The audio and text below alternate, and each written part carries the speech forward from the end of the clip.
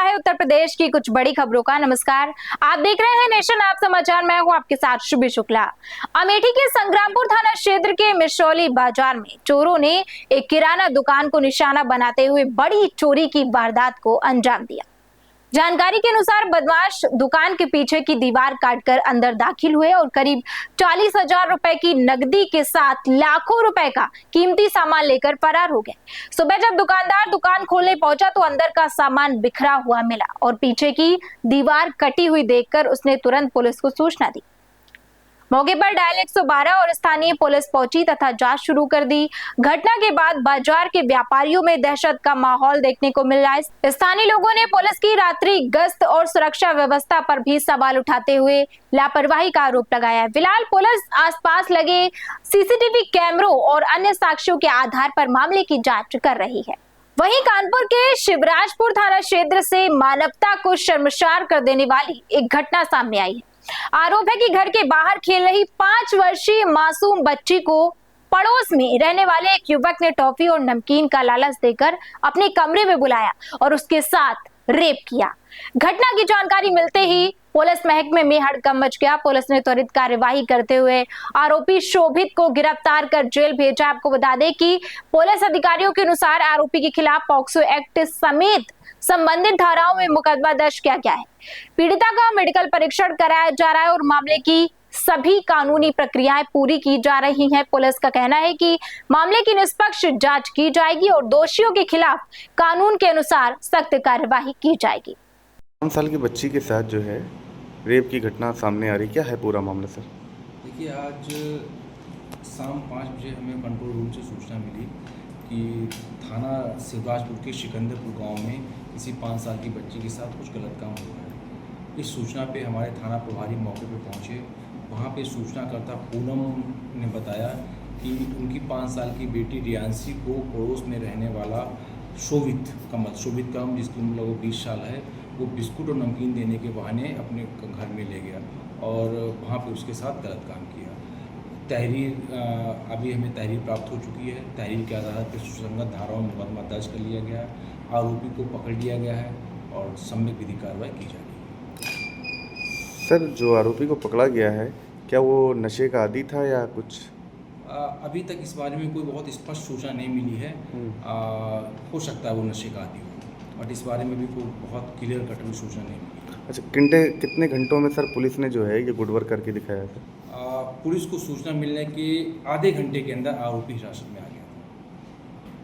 वहीं अमेठी के जैस नगर पालिका क्षेत्र में उत्तर प्रदेश परिवहन निगम का बस अड्डा पिछले करीब 4 दशकों से केवल सांकेतिक बोर्ड और एक पेड़ के सहारे संचालित होने का दावा किया जा रहा है। स्थानीय लोगों का कहना है कि यहाँ यात्रियों के बैठने के लिए पर्याप्त व्यवस्था नहीं है, जिससे उन्हें घंटों तक खड़े होकर बस का इंतजार करना पड़ता है। रायबरेली सुल्तानपुर मार्ग पर स्थित इस स्थान पर मूलभूत सुविधाओं के अभाव को लेकर लोगों में नाराजगी है। स्थानीय नागरिकों ने परिवहन विभाग पर उपेक्षा का आरोप लगाते हुए स्थायी बस अड्डा और यात्री सुविधाएं उपलब्ध कराने की मांग की है। यात्रियों का कहना है कि बरसात और तेज धूप में उन्हें भारी परेशानी उठानी पड़ती है। फिलहाल विभाग की ओर से इस संबंध में कोई भी आधिकारिक प्रतिक्रिया सामने नहीं आई। सनी, यहाँ बस स्टॉप कहाँ पे है? यहाँ का बस स्टॉप ये है जो कि बस अड्डे नाम से यहाँ पे कुछ नहीं है। यहाँ बस का कोई अड्डा नहीं है जो यहाँ रुकता हो। कहीं अगले स्टॉप रुकता है, जहाँ मर्जी वहाँ रुक जाता है यहाँ का बस। तो वो भी रुकवाने पे अधिकतर बस नहीं रुकती यहाँ पे एक बस स्टॉप की आवश्यकता है। यहाँ पे बैठने का अड्डा कोई नहीं है। कब से यहाँ बस स्टॉप कब से यहाँ नहीं है? यहाँ पे 2500 साल से नहीं है। जो यहाँ पे सरकारी बस आती है वो भी नहीं रुकती, बहुत रुकवाने पर रुकती है। तो आज लोगों हमारे नगर में एक बस स्टॉप की आवश्यकता है। जो सवारी आती कहाँ रुकती हैं वो? उनका कोई अड्डा नहीं है, यहाँ पे मर्जी वहाँ रुक जाती है। वहीं इटावा में शादी के महज 20 दिन बाद एक नवविवाहित दंपति का मामला चर्चा का विषय बना हुआ है।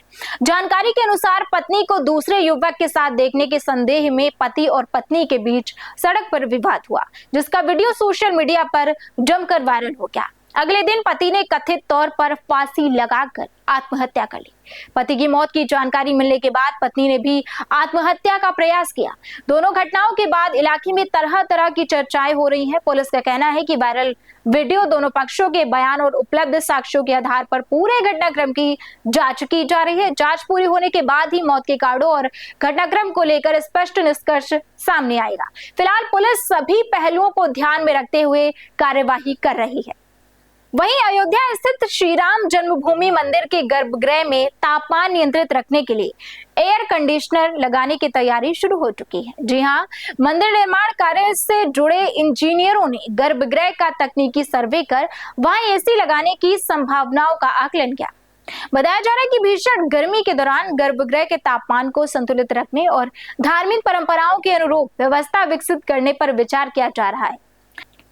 तकनीकी टीम इस बात का भी अध्ययन कर रही है कि एसी की स्थापना से मंदिर की संरक्षण या फिर धार्मिक व्यवस्था प्रभावित न हो। फिलहाल सर्वे के आधार पर आगे की योजना तैयार की जाएगी। मंदिर प्रशासन और निर्माण एजेंसी आवश्यक तकनीकी मानकों के अनुरूप निर्णय लेने की प्रक्रिया में जुटी हुई है।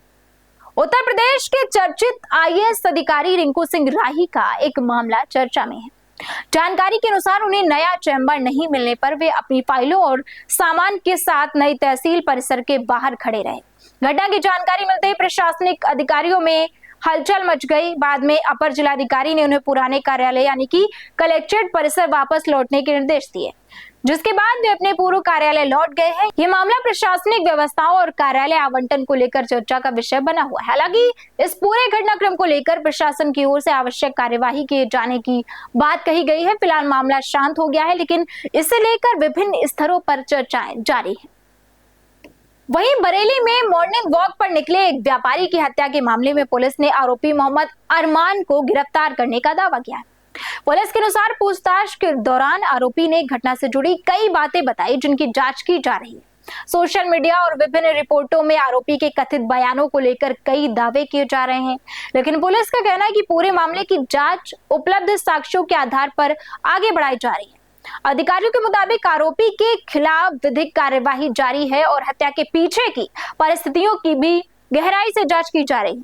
पुलिस ने लोगों से अपील की है कि अपुष्ट दावों और अफवाहों पर विश्वास न करें तथा आधिकारिक जानकारी पर ही भरोसा करें। यह है क्या मामला था, किस तरह से पूरी घटना को अंजाम दिया गया था?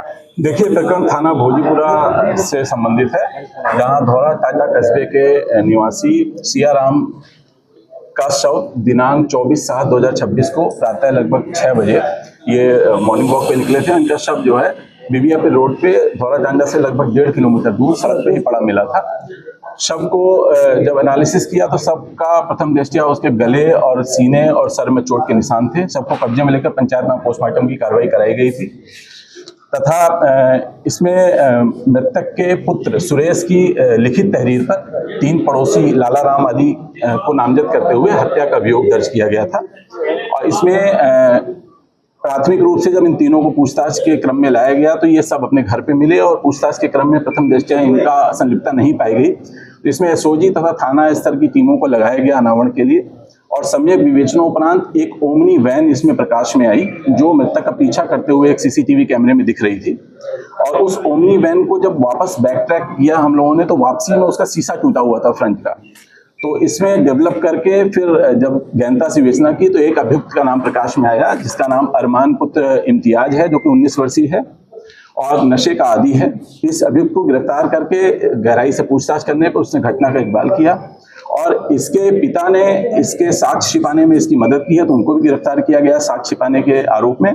और इनसे दोनों ही अभियुक्त गण से पोजीशन में ओमनी वैन सफेद रंग की ये बरामद हुई है, आला कत्ले छुरी, एक आधार कार्ड मृतक का, एक मोबाइल फोन सैमसंग का जो कि मृतक का था, कांच के टूटे हुए टुकड़े जो कि गाड़ी के कांच के टूटे हुए टुकड़े थे जो मौके पे मिले हैं और कुछ इसने जो छिपाया था उन दोनों का मिलान कराया जाएगा भविष्य में। एक सफेद गमछा, एक क्रीम कलर की शर्ट खुनालुदा जो कि मृतक के सफेद गमछे के साथ ही लपटी हुई इसने अपनी शर्ट छिपा के रख दी थी, वो बरामद हुई है तथा साथ ही साथ एक 580 रुपए नगद धनराशि हुई है। मृतक के पास इसने 1200 रुपए जो है निकाल लिए थे मृत्यु होने के बाद, उसमें से 580 रुपए की धनराशि भी बरामद हुई है। इन समस्त साक्ष्यों को इन दोनों अभियुक्तगण के साथ आज पर्याप्त सबूतों के साथ माननीय न्यायालय के परीक्षा में भेजा जा रहा है। इनके विरुद्ध आवश्यक विधिक कार्रवाई संपादित की जाएगी। मानसिक तौर पर ये बीमार था, क्या कोई दवाएं भी बेचे थे? देखिए, अभी तक की विवेचना से ये सूखे नशे का आदी बताया गया है और इसके इलाज भी मानसिक रूप से चल रहा था इसका, और वो उन्माद की स्थिति, इसकी पिता ने स्वीकार किया कि कभी भी उन्माद की स्थिति आती है तो किसी को भी पीट देता है, किसी के साथ भी कोई घटना कारित कर देता है। इस टाइप की चीजें आई हैं निकल के, और इसमें अभी गहनता से विवेचना जारी है। अभी तक के सबूतों के आधार पर इनको पर्याप्त सबूतों को एक जगह करके माननीय न्यायालय के परीक्षा में भेजा जाएगा। देखिए, इनसे गहनता से पूछताछ के क्रम में हेलुसिनेशन की कोई स्थिति निकल के आई है, तो जो भी स्थिति आती है आगे उस पर गहनता से विवेचना की जाएगी। इसने जुर्म कबूल किया है तथा इलेक्ट्रॉनिक साक्ष्य हमारे पास पूरे हैं, और पोजीशन में जो भी वस्तुएं गई थी वो सब इनसे बरामद हुई हैं। इनको पर्याप्त सबूतों के साथ माननीय न्यायालय के परीक्षा में भेजा जा रहा है। अभियुक्त का कोई रिकॉर्ड है क्या, क्रिमिनल रिकॉर्ड? ये पहला क्रिमिनल रिकॉर्ड है इसका, और इसमें 4/25 की बढ़ोतरी की गई है क्योंकि एक नाजायज चाकू भी बरामद हुआ है। आवश्यक विधिक कार्रवाई हेतु माननीय न्यायालय में प्रेषित किया जाएगा। इसको मारने का उद्देश्य क्या है?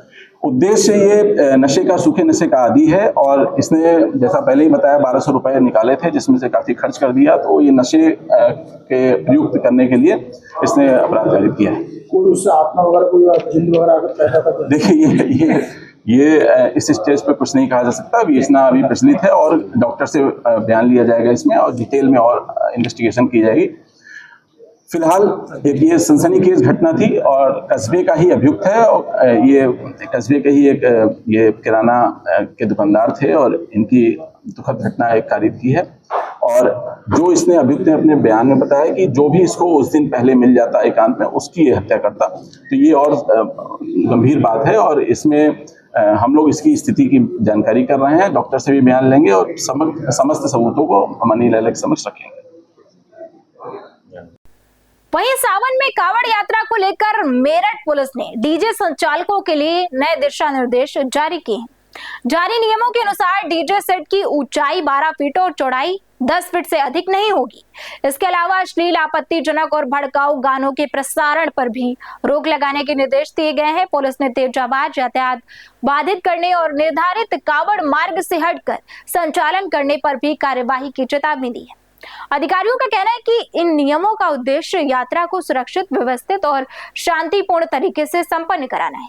पुलिस ने सभी डीजे संचालकों से निर्धारित मानकों का पालन करने और प्रशासन के निर्देशों का अनुपालन करने की अपील की है। समुदाय को ठेस पहुंचे, किसी जाति को ठेस पहुंचे, हम सब एक स्वच्छ माहौल में पूरे मेरठ के लिए, उत्तर प्रदेश के लिए और भारत के लिए एक अच्छा भक्तिमय संदेश जाए, इस प्रकार का कावड़ हम लोग करें, यही संदेश है। से डीजे की ऊंचाई लगातार 12 फीट से ऊपर ना हो, ऐसे निर्देश सभी को दिए गए हैं। और यदि कोई भी ऐसा करेगा तो मोदीपुरम फ्लाईओवर पे उसका डीजे काटा भी जाता है, तो इस प्रकार से उनका नुकसान ना हो। उन्हें खुद भी सोचना चाहिए, किसी इस प्रकार के गाने डीजे वाले ना बजाएं जिससे कि कोई भी किसी भी व्यक्ति को या किसी समुदाय को ठेस पहुंचे। गोंडा जिले के वजीरगंज थाना क्षेत्र में करंट लगने से एक 17 वर्षीय किशोरी की मौत का मामला सामने आया। जानकारी के अनुसार किशोरी खेत की ओर गई थी, जहां बिजली प्रवाहित तार की चपेट में आने से उसकी मौत हो गई। परिजनों का आरोप है कि खेत के मालिक ने फसल को छुट्टा पशुओं से बचाने के लिए अवैध रूप से बिजली का तार बिछा रखा था। घटना की सूचना मिलने पर पुलिस मौके पर पहुंची और शव को पोस्टमार्टम के लिए भेजा गया। पुलिस ने परिजनों की तहरीर के आधार पर संबंधित धाराओं में मुकदमा दर्ज कर जांच शुरू कर दी है। अधिकारियों का कहना है कि जांच में जो भी तथ्य सामने आएंगे उनके आधार पर आगे की कानूनी कार्यवाही की जाएगी। वहीं हमीरपुर का एक वीडियो सोशल मीडिया पर तेजी से वायरल हो रहा है, जिसमें एक नवविवाहित युवक के साथ सड़क पर मारपीट और उसे जबरन ई-रिक्शा में बैठाकर ले जाते हुए देखा जा सकता है। जानकारी के मुताबिक पति पत्नी के बीच किसी मामूली बात को लेकर विवाद हुआ था। आरोप है कि विवाद के दौरान सास भी मौके पर पहुंची और मां बेटी ने मिलकर युवक की पिटाई कर दी। बताया जा रहा है कि युवक और युवती ने कुछ महीने पहले प्रेम विवाह किया था। वायरल वीडियो में दोनों महिलाओं द्वारा युवक को थाने ले जाने की बात कहते हुए ई-रिक्शा में बैठाने का दावा किया जा रहा है। हालांकि इस पूरे घटनाक्रम की आधिकारिक पुष्टि पुलिस की जांच के बाद ही होगी। घटना हमीरपुर के सदर कोतवाली क्षेत्र स्थित बेतवा तटबंध मार्ग की बताई जा रही है। जी हां, वीडियो वायरल होने के बाद स्थानीय पुलिस मामले की जांच में जुट गई है और सभी पहलुओं की पड़ताल की जा रही है। तो ये थी उत्तर प्रदेश की कुछ बड़ी खबरें, और ऐसी ही खबरों के लिए हमारे साथ जुड़े रहिए और देखते रहिए नेशन आप समाचार।